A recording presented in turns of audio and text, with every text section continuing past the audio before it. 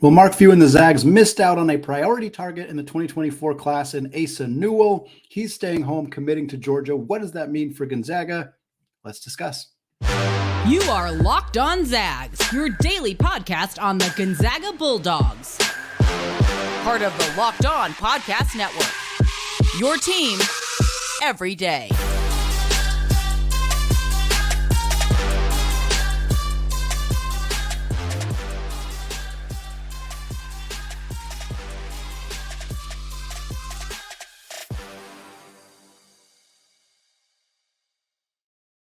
What is going on, y'all? Welcome to the Locked On Zags podcast, part of the Locked On Podcast Network, your team every day.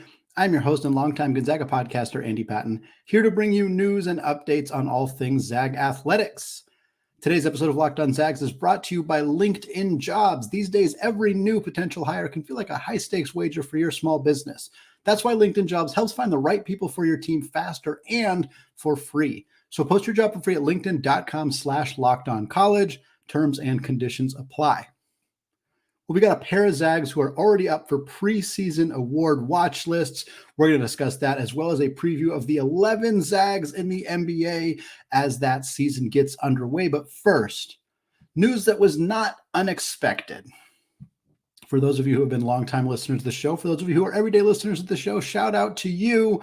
And of course, for those of you who are in our Discord channel, we've been talking a lot about this. Asa Newell, a top 15 prospect in the class of 2024, 6'9" stretch forward out of Montverde Academy, a longtime target for the Gonzaga Bulldogs, made his college basketball college announcement on Wednesday at noon Pacific time and said that he is going to Georgia to join the Bulldogs. This is not a surprise.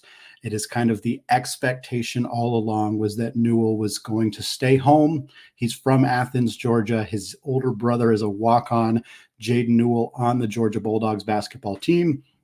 So all along, the expectation has been that Newell's going to go to Georgia. It's a bit of a surprise for anybody who hasn't been following this story, certainly who just kind of saw the headline of a player who, is as a 5-star is ranked as highly regarded as Newell is, and to see a list that includes Alabama, that includes Texas, that includes Gonzaga, and to see the player commit to Georgia. And it's when people see a top 4, top 6, whatever, and there's a school that stands out, there's typically a reason. And often when you see a school that stands out that seems like they don't belong there, that's usually the favorite because there is some external factor. In this case, family connections to Georgia, just location being his home team, the team that he grew up rooting for. That is kind of what sealed the deal for Newell to go to Georgia. Georgia is not the same caliber of basketball program as Gonzaga or Alabama or Texas. They're one of the worst teams in the SEC. But there was more at play here for Newell. I say this because I don't think it should be shocking that Newell didn't choose Gonzaga. He never visited Spokane. He's not from the area. I think the fact that Gonzaga was even in this recruiting at all is impressive and good for Gonzaga. And I think it's easy for people to see Gonzaga missing out on a recruit as a failure. But being in the top 4 for a player who's not from the area, who doesn't have a lot of obvious connections, this was a tremendous job by assistant coach R.J. Barsh, who comes over from Florida State, who likely has some of those connections at Montverde Academy, at those in that Florida-Georgia area, and likely was able to convince Newell to give Gonzaga serious consideration. Being in the top 4 is good. It's good for the brand. It's good for recognition.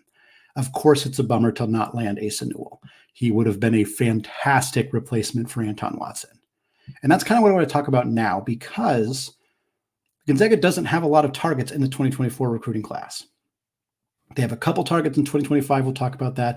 2024, the only really known target that is still uncommitted for Gonzaga is Zoom Diallo.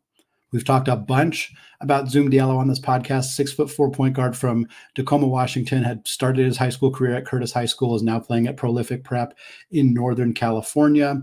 Zoom is a 22nd ranked player in that class at On3 Sports. He's typically a top 20, top 25 caliber athlete in that class, 4-star recruit. Considering Gonzaga, considering Arizona, Florida State, Washington, Alabama, and USC is kind of the list we're operating on. There's been a lot of radio silence from Zoom Diallo's camp. We haven't really heard a whole lot. We know he's visiting Arizona. We know he has visited Spokane, but he's kind of the only target left. And I don't know a prediction here. On three is predicting Arizona slightly above Gonzaga, but they're both kind of pretty equal. Even some of the kind of recruiting insiders don't have a lot of insight here. Diallo's playing this thing pretty close to the chest. I would imagine Gonzaga has a very good chance. My kind of read on the situation from reading the tea leaves, from reading, those recruiting insiders, any other information that you can kind of gather that's out there about Zoom Diallo. I'm projecting that this is probably down to 3 schools. I haven't heard much about the connection to Florida State, so I'm not taking that one super seriously. I think UW is a little bit more of a courtesy kind of consideration than anything else because of them being local. And I think USC's out. They added Trent Perry, who was another target that Gonzaga was interested in that 2024 class. Them adding Trent Perry doesn't automatically mean they're out of the Zoom Diallo sweepstakes, but I think with the increasing likelihood that Bronny James is not a one-and-done player and the fact that they added another guard, I think Zoom's probably out there. So to me, this probably comes down to Gonzaga, Alabama, and Arizona. That's my guess. But I think what's really important here, while we wait for Zoom Diallo's updates, he would certainly be a fantastic addition. But right now, Gonzaga doesn't have a ton of irons in the fire in the 2024 class because they don't have roster spots. It is not much more complicated than that. Every single player on Gonzaga's roster that is not named Anton Watson could return for the following season. Every single one of them. We don't know what's going to happen. Some of those players may transfer. Some of those players may have phenomenal seasons and decide to go early to the NBA. Some of those players may choose to return back to home countries overseas if they don't want to stay in college basketball. There's always the, knock on wood, the risk of somebody getting injured and ultimately having to give up their scholarship, like what happened with Caden Perry last year. But Gonzaga has to operate under the assumption that every player who's capable of coming back will come back. You have to do that because you can't go promise scholarships to players that you don't have. You can't do that. It is a bad look for the program if you make an offer to a player, they commit to your program, and suddenly you don't have room for them. It is the hardest time in college basketball history to roster manage. Gonzaga has done as best as they can, but they have made mistakes.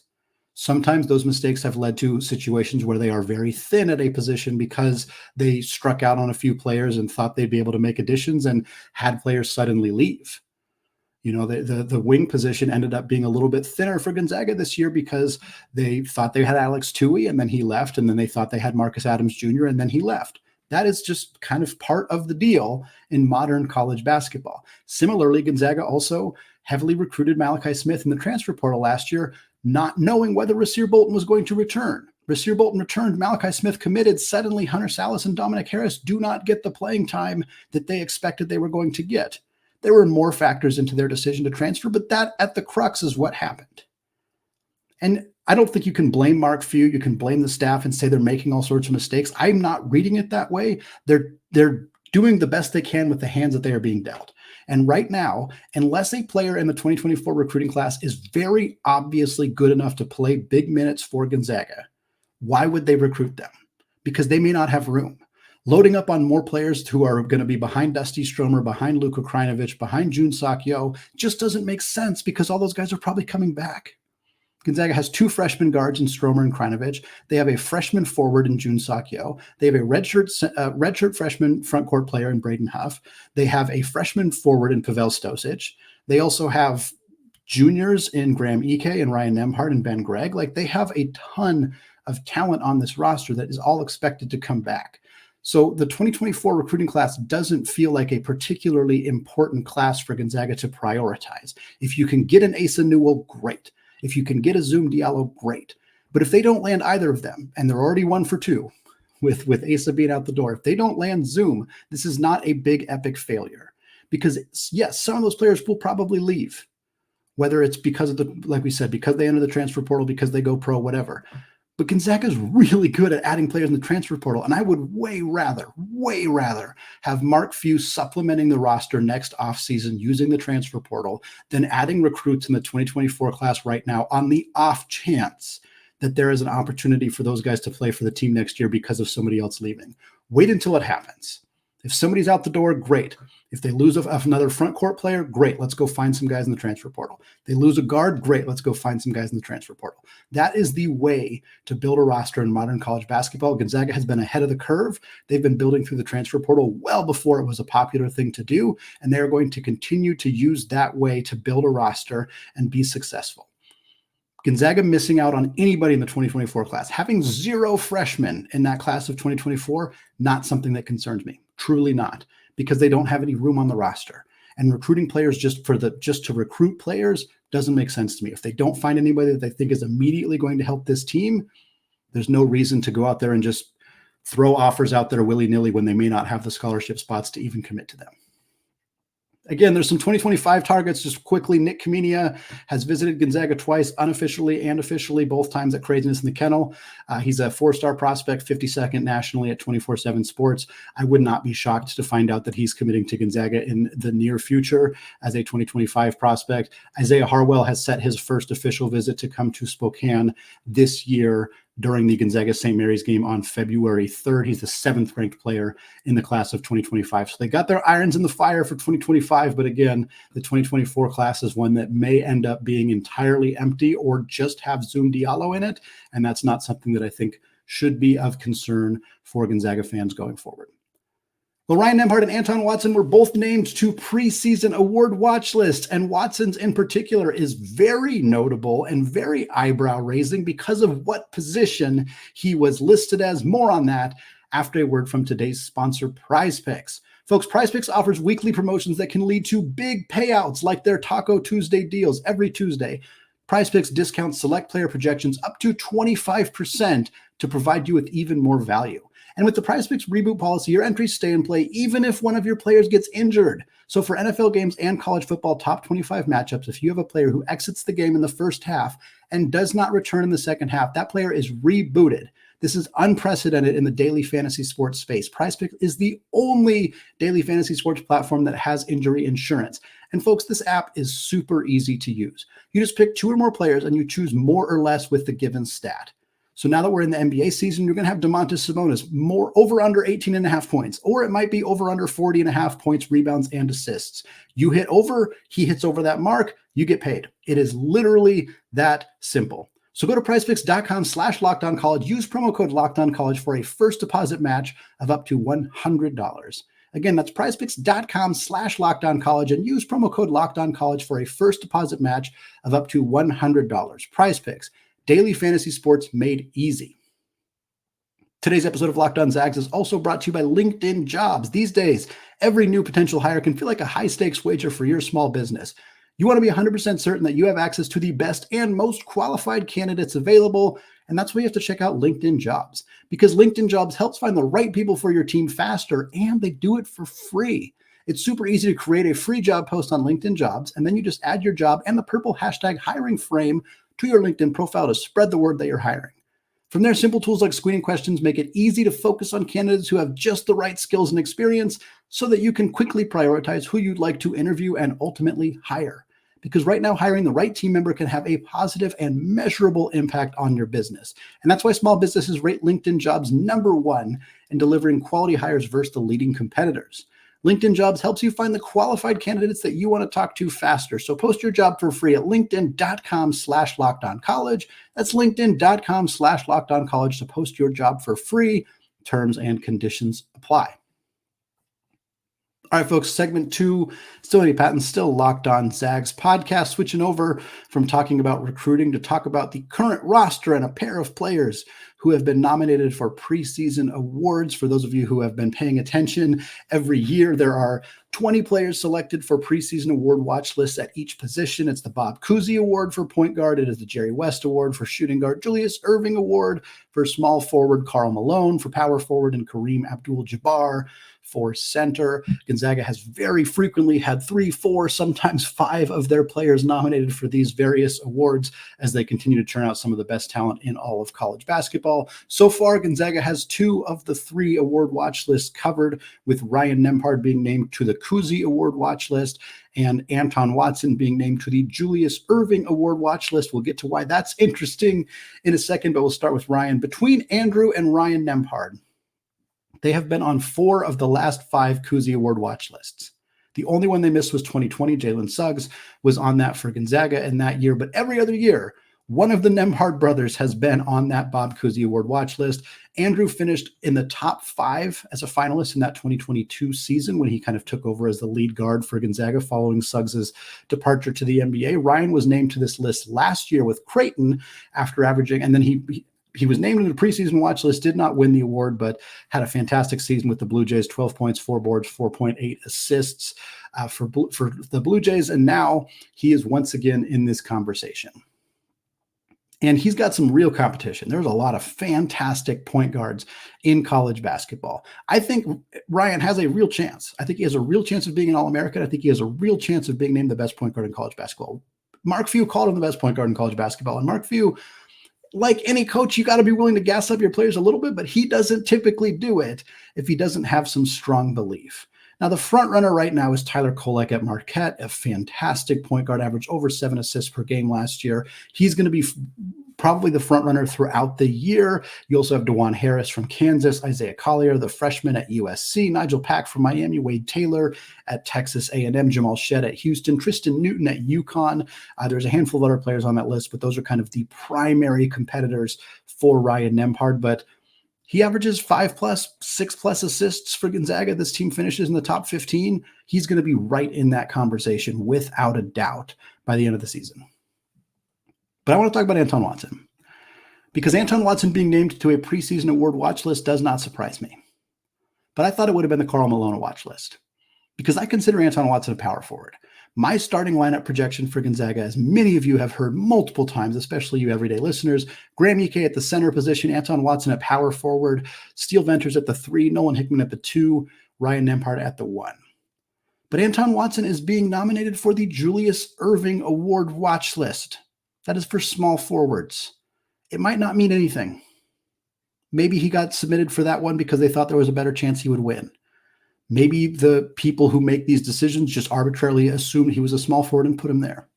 But maybe there's a belief by somebody, whether it was a staff member who submitted him, whether it was people who are making those projections, maybe somebody out there believes that Anton Watson's going to play the 3. And that's interesting, because what that would likely mean is that Graham Ike is starting at the 5 and Ben Gregg is starting at the 4, with Anton Watson playing the 3. After that, probably Nolan Hickman and Ryan Nembhard starting at the 1 and the 2 positions. Steele Venters then comes off the bench as opposed to Ben Gregg coming off the bench. And this could work. It's a jumbo lineup, although Ben Gregg is 6'9" and Steele Venters is 6'7", so it doesn't add a massive amount of size.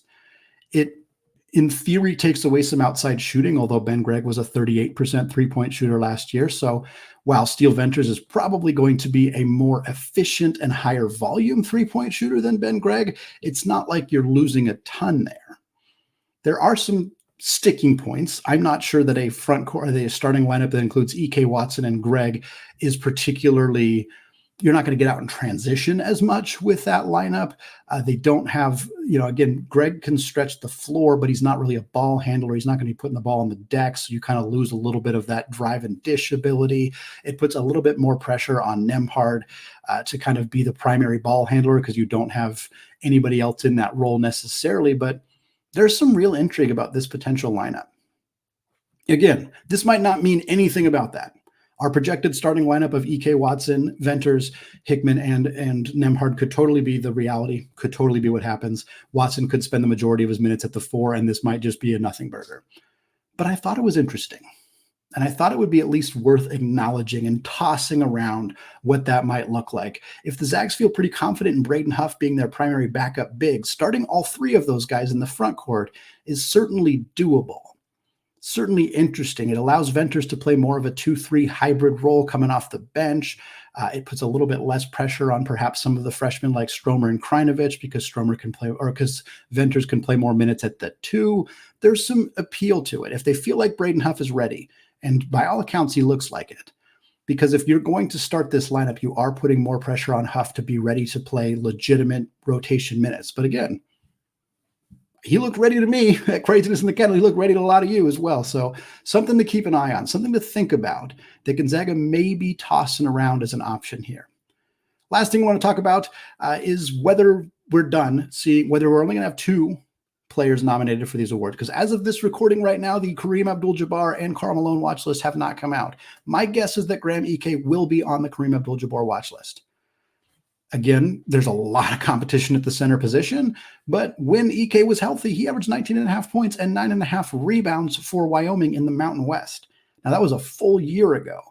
Are the people who make the decisions here going to believe that Ike can be that caliber of player for Gonzaga? Because if he's anywhere close to a 20-10 guy, he's really a legitimate candidate to win this award, or at least certainly be in the conversation. But again, you have Zach Edey. You have Hunter Dickinson at Kansas. You have Kyle Filipowski at Duke, probably in this award here. You have Armando Bacot at North Carolina as a fifth-year senior. Ryan Kalkbrenner at Creighton. Donovan Clingan at UConn. Umar Ballo. Nafale Dante. Deron Holmes. Like, there is a ton of excellent, excellent bigs in college basketball. It has been the year of the big for a couple of years, and I think Ike is definitely a top 20 candidate. He should be on that list. I expect he will be on that list. It's going to be a really hard one to win unless Zach Edey completely falls apart. I'm not sure how he doesn't take home this award, but my guess is by the end of this week, Gonzaga will have 3 of their 5 players nominated for preseason award watch lists. Another indication of how successful Mark Few and his staff have been. You want to know what else is a successful marker of that? Gonzaga has 11 players in the NBA. As the season gets started here, it started technically on Tuesday, but getting fully into it here on Wednesday. That's tied for 5th among college basketball programs, proving once again that coming to Gonzaga is a recipe for success. We're going to talk more about that, how these players are getting into the NBA, how Mark Few is doing this, all coming up after a word from today's sponsor, FanDuel. Snap into action this NFL season with FanDuel, America's #1 sports book. Because right now, new customers can get $200 in bonus bets guaranteed when you place a $5 bet. That's $200 in bonus bets, win or lose. You can lose $5, you get $200 back in bonus bets. So if you've been thinking about joining FanDuel, there is no better time than right now to get in on the action. The app, it's super easy to use. You can bet on all sorts of stuff, spreads, player props, over, under, and more. Now that we have NBA action back, you can start betting on those Zags. Visit FanDuel.com/lockedon and kick off the NFL season. FanDuel, an official partner of the NFL. All right, folks, closing out the show today, talking Zags in the NBA. Happy NBA season for those of you who follow the league. We had a couple games started on Tuesday, a bunch more games on Wednesdays. You're listening to this. A lot of Zags have made their season debut. Some of them have made their NBA debuts. I'm recording before a lot of the action happens on Wednesday. But what I can tell you is that 11 Gonzaga players are on NBA rosters to begin the 23-24 season. That is 5th among all college basketball programs. It is tied with the Wolverines of Michigan. The 4 schools ahead of Gonzaga: Kentucky, #1 with 26, Duke right behind them with 24, decent gap before you get to UCLA, who is 3rd with 15, and then Kansas is 4th at 12. Kentucky, Duke, UCLA, Kansas, Gonzaga. That is the order for players in the NBA. Again, Michigan is tied with Gonzaga. After that, you have 4 more schools all tied with 10 players in the NBA. Those schools are Arkansas, Arizona, Villanova, and Texas. One of these things is not like the other, as it so often is with Gonzaga. That is 9 premier programs, big institutions, lots of money, lots of resources. Obviously, Villanova is a slight counterexample as a non-football school, but everybody else is just these big, huge, money-rich institutions. And Gonzaga is this little tiny school in Spokane. They play in the WCC. They don't play the same caliber of opponent. People like to, dunk all over them for the WCC and they don't play anybody, blah, blah, blah. But it doesn't matter. It doesn't matter. What Mark Few and this staff have been able to do to generate NBA talent is unbelievable. And the fact that they do it in a variety of different ways. Kentucky has more than almost 3 times as many as Gonzaga. I'm not saying that what Mark Few is doing is more impressive from an NBA player development standpoint than John Calipari, but the way that Kentucky does it, the way that Duke often does it, is they have 5-star players who are one-and-done guys and out. They come to the school, they play for a year, they're out the door. Kentucky's counting Shaedon Sharpe among their 26. Shaedon Sharpe didn't play a single minute for Kentucky basketball. He was just a premier high school talent who sat out a year at Kentucky and got drafted 7th overall by the Portland Trail Blazers. Gonzaga's not doing it that way. 3 of their 11 were 5-star one-and-done players. So they're doing it that way a little bit. Zach Collins, of course, the first one, Jalen Suggs, Chet Holmgren. 3 one-and-done, 5-star, probably would have been NBA draft picks out of pretty much any school. But that leaves 8 other players. And Gonzaga's gotten these guys into the NBA in a variety of different ways. 2 of them were lower-level high school recruits. One of them is Julian Strother, who is a top 50-ish prospect. Typically, top 50 guys aren't 3 years in and then first-round draft picks. That's a testament to Gonzaga's player development. And you have Corey Kispert, who was not even in the top 100 of his recruiting class. So 3 5-star guys, 2 non-5-star guys who come to Gonzaga out of high school and then end up in the NBA. They also have 4 international players. This has been a huge success point for Gonzaga. That's, of course, Domantas Sabonis, Kelly Olynyk from Canada, Filip Petrusev from Serbia, and, of course, Rui Hachimura from Japan. 4 different players, 4 different countries, all came to Gonzaga, all left as NBA players. And then you got 2 transfers. Again, I talked about this earlier in the show, Gonzaga's ability to add successful players via the transfer portal. You have you have Andrew Nembhard coming over from Florida, spends 2 years at Gonzaga, gets drafted at the first pick of the second round and looked like an all rookie caliber player for the Indiana Pacers last year. You had Brandon Clark, comes from San Jose State, has one of the most efficient single seasons in college basketball history, gets drafted in the first round of the NBA draft by the Memphis Grizzlies and has turned into a very solid player for Memphis. 11 guys, 4 different ways that these players have come to Gonzaga, and they all turn out to be NBA players. Other programs are not doing this. They're not doing this. For Gonzaga to be able to generate 8 non-5-star players and turn them into NBA players is remarkable. And it should not be taken for granted. For anybody who's been a Gonzaga fan for longer than 15 years, you remember the days when one player getting drafted was a big deal. You remember when Robert Sacre was the final pick of the NBA draft, when we were stunned Elias Harris didn't get picked, or Matt Bolden. Now it's just every year. It's happening every single year. And look, here's the deal. For people who still are concerned that, Gonzaga doesn't play anybody, these guys aren't going to translate into the NBA because they're playing against scrubs in the WCC and boosting their numbers. It's not true. 9 of these 11 players are going to either be NBA starters or very, very important role players for their team. 9 of the 11. The only 2 where it's unclear are Julian Strother and Filip Petrusev. Strother is a rookie who dominated in the NBA preseason. He did not play in his first game for Denver and probably will not play much for the Nuggets because they are the defending champions.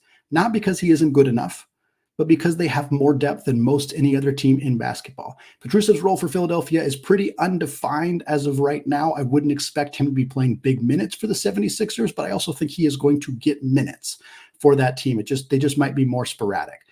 All 9 of the other players are starters or key rotation pieces. Domantas Sabonis is an all-star. Zach Collins just signed a $35 million contract. Corey Kispert's a starter. Rui was one of the best 6th men in the league last year and was a huge piece for the Los Angeles Lakers in the playoffs. Andrew Nembhard, like we said, was fantastic as a rookie last year. The list goes on and on and on. Brandon Clark is injured right now, but when he's healthy, he is a key piece for Memphis. This team is turning out quality NBA talent on par with the bluest of blue bloods in all of college basketball. And when it's all said and done, it may be more than 11. I would not be shocked if Drew Timme makes his NBA debut this year. Things haven't gone according to plan for Drew since he left Gonzaga. Of course, he did not get drafted, signed with the Milwaukee Bucks, was recently waived by the Milwaukee Bucks, will sign somewhere eventually, probably in the G League to start, but maybe he gets a 10-day contract. Maybe he gets a 2-way contract. Maybe he gets called up for, injury reasons. I wouldn't be surprised if Drew Timme makes his NBA debut. There are other guys in the G League, maybe Malachi Smith, maybe David Stockton gets another look. Jeremy Pargo's gotten looks in the past. Could happen, a little bit less likely, but it wouldn't be surprising to me if Gonzaga finishes the year with 12 guys playing in the NBA this year. And that is an incredible accomplishment for Mark Few and the staff. And once again, something we should not be taking for granted in what has been a tremendous run of success for this program over the last decade plus. That's going to wrap it up for me today here on the Locked On Zags podcast. We got one more player preview coming your way on Friday before we get into next week. We got bold predictions coming your way, a few more player previews. Then, of course, we're going to start talking Lewis Clark State and getting ready for the actual start of the Gonzaga basketball season. Once again, thank you for listening. Join the Discord channel. The link is in your show notes if you have not seen it yet. Follow along on Twitter, subscribe on YouTube, all of that stuff as we get right into the start of the college basketball season. Thank you so much for listening. And until next time, as always, go Zags.